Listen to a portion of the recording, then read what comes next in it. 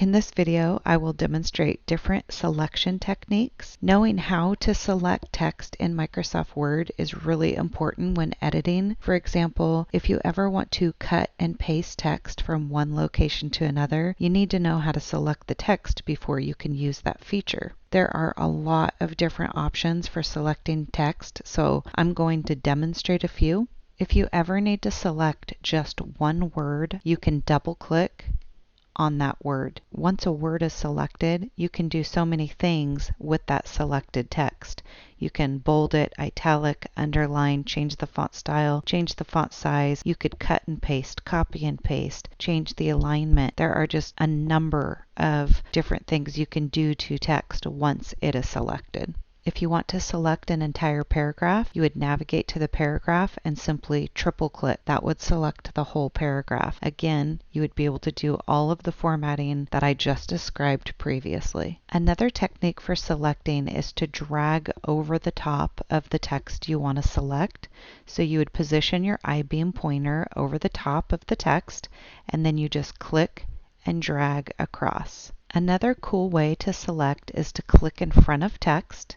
If you press and hold the Shift key down and click at the end of the text location that you would like selected, and then you click, it will select everything in between.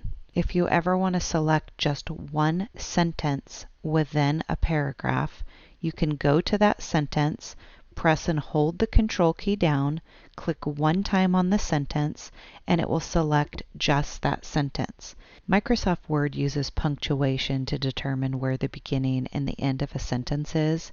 This works pretty well, except for in situations where there might be different types of abbreviations within a sentence. Another technique that you can use to select text is to press and hold the Shift key down and use your arrow keys on your keyboard, and you'll notice that that will let you select one space at a time.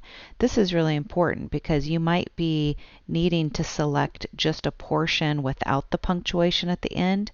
Maybe you want to bold a statement, but you don't want the period bolded. So you can use your Shift key and your arrow keys to navigate one character at a time. Another selection technique that I think is very helpful is the ability to press and hold the Control key and the Shift key and then utilize your arrow keys on your keyboard, and you'll notice that that will allow me to select one word at a time. But that's not all. Microsoft has so many different ways to select text. If you'll notice, my mouse is over to the left side of the page. This area that I'm in is called the selection bar.